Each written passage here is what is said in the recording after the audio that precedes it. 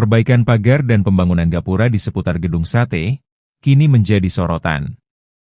Menurut pengamat kebijakan publik Universitas Katolik Parahyangan, Christian Widya Wicaksono, di tengah situasi ekonomi masyarakat yang belum sepenuhnya pulih, kebijakan tersebut dinilai belum menyentuh persoalan mendasar yang dihadapi warga Jawa Barat. Dari sisi politik anggaran, kebijakan itu perlu dikritisi secara terbuka.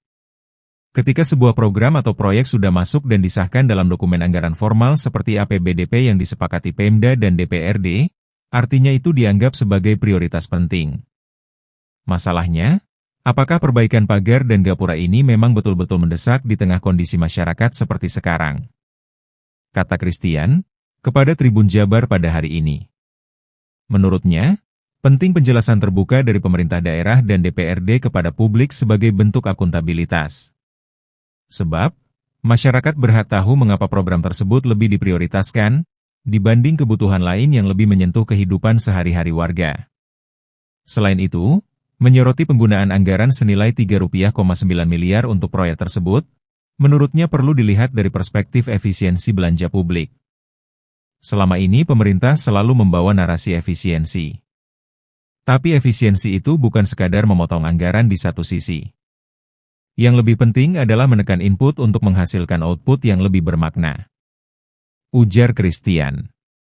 Menurutnya, apakah nilai pagar dan gapura itu benar-benar sebanding dengan dana yang digelontorkan, jika dilihat dari sudut pandang berbagai pemangku kepentingan, terutama masyarakat?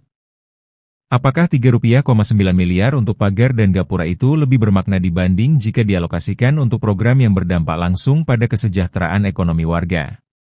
Penilaiannya pasti akan beragam, apalagi jika dilihat dari dampak nyatanya terhadap masyarakat. Kata Christian. Menurutnya, proyek tersebut cenderung bersifat simbolik dan lebih mengejar kesan visual semata. Perbaikan pagar dan pembuatan gapura ini lebih seperti proyek mercusuar. Secara fisik tampak megah, seolah menunjukkan ada pergerakan pembangunan. Tapi ketika dibenturkan dengan realitas ekonomi masyarakat Jawa Barat saat ini, itu terasa hampa karena tidak menyentuh akar persoalan publik. Ujar Christian. Menurutnya, pemerintah seharusnya lebih fokus pada kebijakan yang berdampak langsung pada perbaikan kualitas hidup masyarakat, ketimbang proyek-proyek yang hanya memperindah wajah kota. Namun minim manfaat substantif.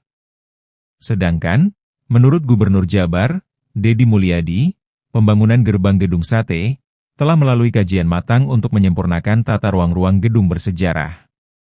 Tapi banyak netizen juga yang memuji, kok enggak ada masalah. Kami ikuti arsitek yang ahli di bidang penataan ruang, terutama untuk membangun, menata, menyempurnakan ruang-ruang gedung yang bersejarah. Kata Deddy.